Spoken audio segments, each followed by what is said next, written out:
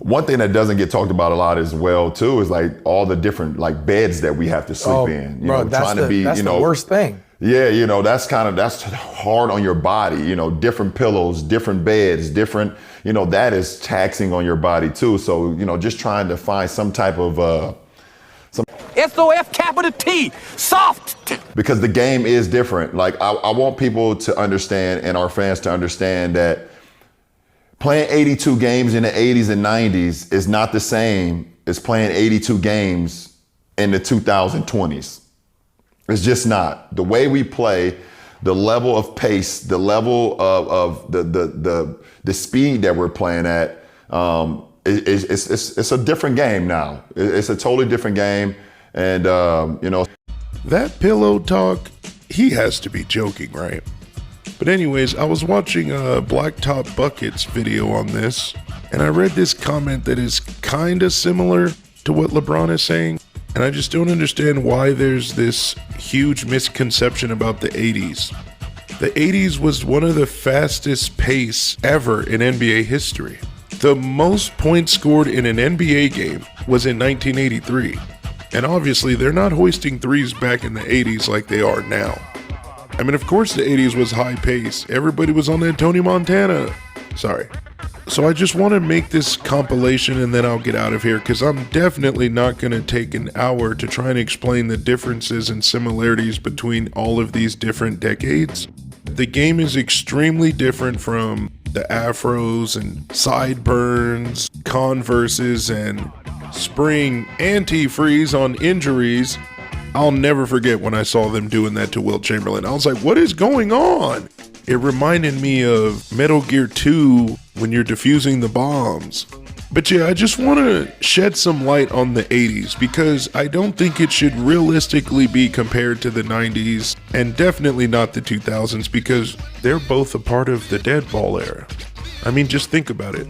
Showtime Lakers. That's the 80s, extremely high paced. And it wasn't just the Lakers. I would say the majority of teams were running a very fast-paced offense. So this is from NBA.com. It's a list of the most points scored ever by a team in the regular season and the playoffs. Long story short, the 80s is mentioned more than any other decade, and the 2020s are second place. Now, you could bring up averages or whatever, it doesn't matter. The point is, the 80s was definitely not slow.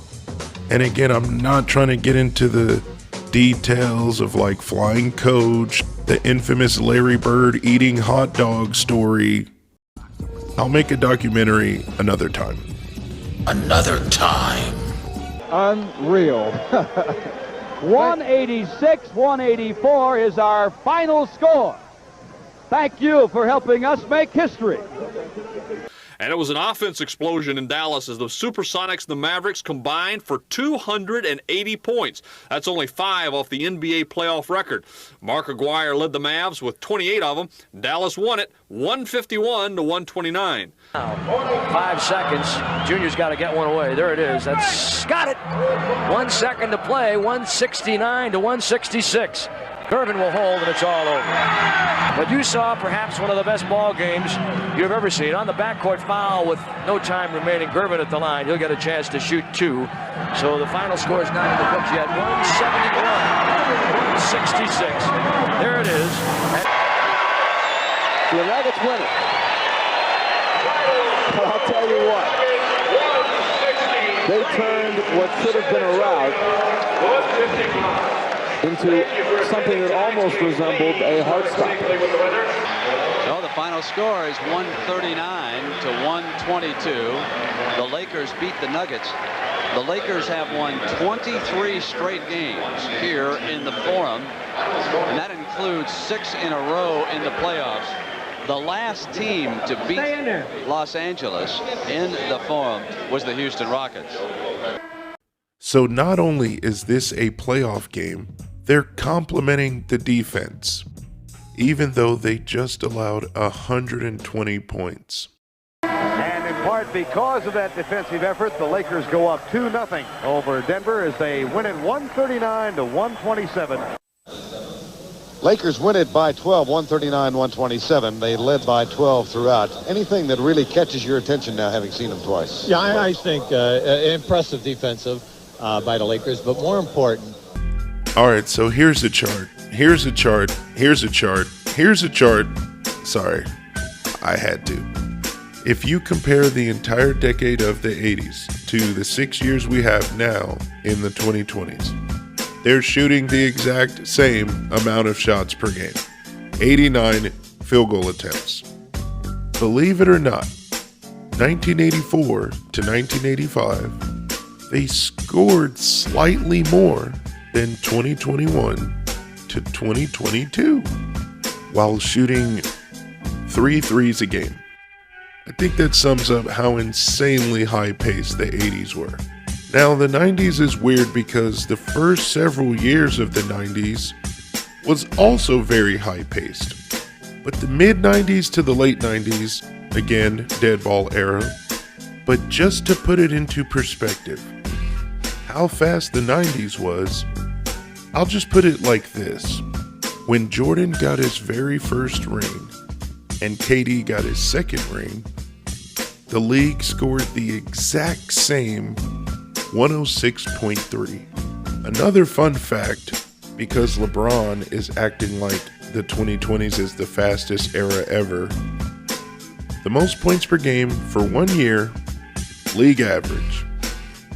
The top 5 of all time all belong to the 1960s. And the 70s was pretty damn fast too, but yeah, I'm not trying to make this a documentary. To get your information from a guy like LeBron, who is probably known as the biggest liar we've ever seen or heard of in NBA or sports history in general, it's honestly pretty sad. Unless he's trolling. But to me, in order to successfully troll, you have to let your audience know at some point you're just joking.